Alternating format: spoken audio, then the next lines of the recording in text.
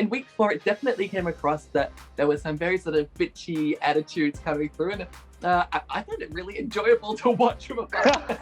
And of course, I'm sad to be going home in general, but I kind of feel a little bit grateful that I did go home before Kita, because I know that if she was to go home before me, she would really struggle with that. So I wanted to address something the internet has been talking about a lot, and that is the lack of diversity in the top 7. Hello and welcome to Drag and Dine, our weekly drag race elimination show where we sit down with the eliminated racers from RuPaul's Drag Race Down Under. And today I am here with Anita Wiglit. Hey, thank you so much for having me. Thanks for coming in. Virtually. My pleasure. Now, today you've brought in a little snack for us. Burger rings? Bluebird burger rings. Okay, so we don't have them here. Well, maybe we do have them here in Sydney, but like, talk us through, show us your food. So, Bluebird burger rings, these are, they're so loud.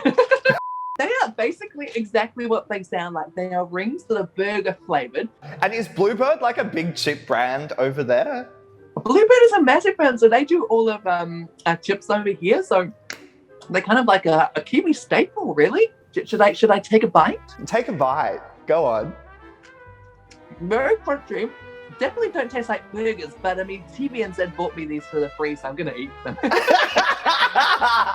So now we're gonna jump into a little segment called Wear It or Tear It. Basically, one by one, we'll go through each queen's runway, and you gotta let me know if you A, would wear it, or B, would tear it. Okay, I'm ready. First up, Art Simone. So she's wearing her French Revolution outfit. I would actually wear it. I think it's quite nice. Ketamine. Oh, I would have to tear it. I mean, this look is giving ketamine blue balls, and it's definitely giving me blue balls. I've always been fond of having balls around my face, but maybe not in this environment. Etc., etc. I would wear it, but potentially for people that don't really like me. Maxi Shield. Oh, I would wear it. I think it's so cool. I mean, I might have to get it taken in a little bit because her boobs are a bit big, but I really like it. I think it's very punk rock and it tells a story. Karen from Finance. I don't think I can wear or tear it. I've got to smoke it, I think. Anita Wiglit. Oh, one of my favorite. No, definitely.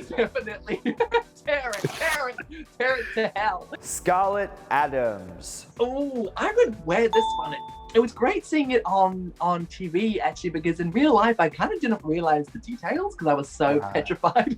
It was really, really quite stunning. Now I have some questions for you. The tea with Elektra.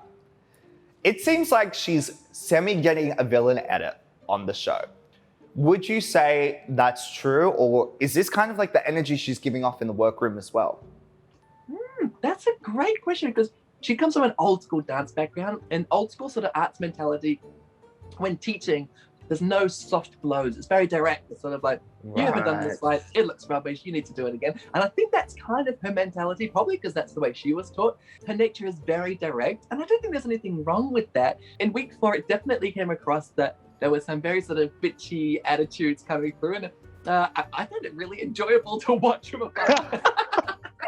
Maxie and I were sitting on sewing machines like, ooh, say another one.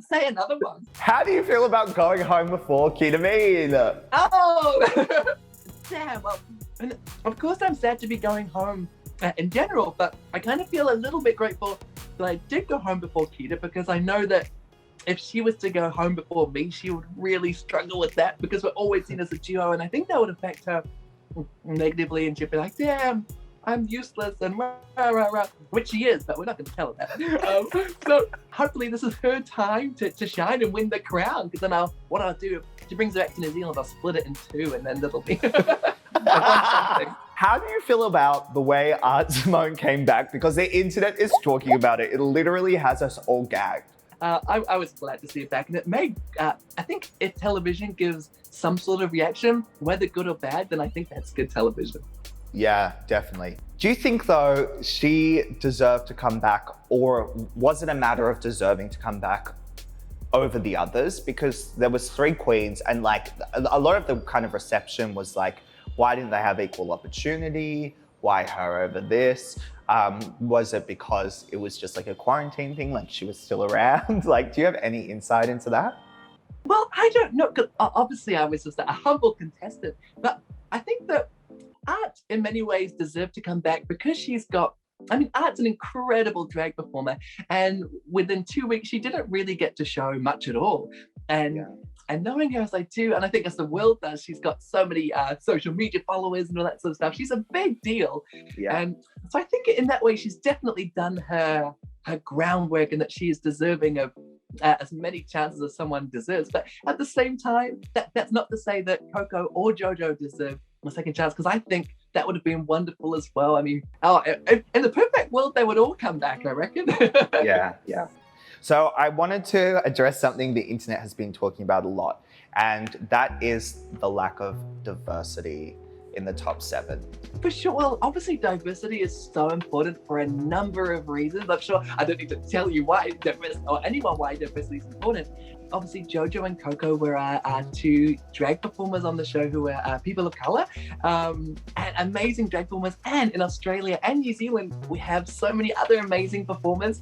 But I think that maybe it's so hard to know, isn't it? Because on one hand, you're like, yes, we want to get all this diversity, but then at one point, do you sort of keep someone in because they're a person of color, or do you say they were in the bottom or they deserve to be in the bottom? And that's the thing with judging, because the judging is so opinionated and personal as well. Unfortunately, because I'm not the judge of the show, I don't get a say on that. So I don't know. It's a really hard one, because on the one hand you're like, yes, there should definitely be diversity in the top 7, and then on the other half, it's sort of again, what point do you keep people in because of the color of their skin, which it's a really, really hard decision. I don't think necessarily there is a right answer potentially.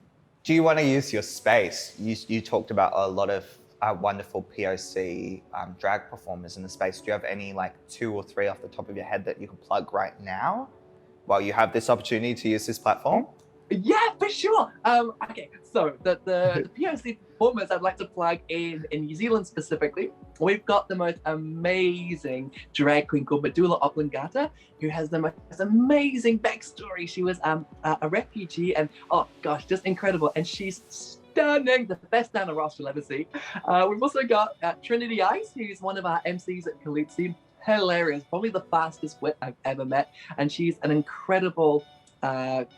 She's from the Cook Islands and also part Māori, and she is a trans legend on the scene. She's a nuts, so good. And then the last one would be Bionica, who is a drag queen who is to be honest, I'm not sure about her background. I fear she's part of Vogue houses, incredible looks. So such a personality, and also just the sweetest person. So those are my shout out, and there's so many more. I could go on. There's Buckwheat, there's Testicle, there's Chanel. Oh, there's so many. I love that. All right, that's the end of everything, but thank you so much for coming on today. Oh, thank you so much for having me. This has been so lovely. We must do it again sometime. We must. And if you like our video, make sure you like and subscribe. Leave comments below, because we put out a video every single week.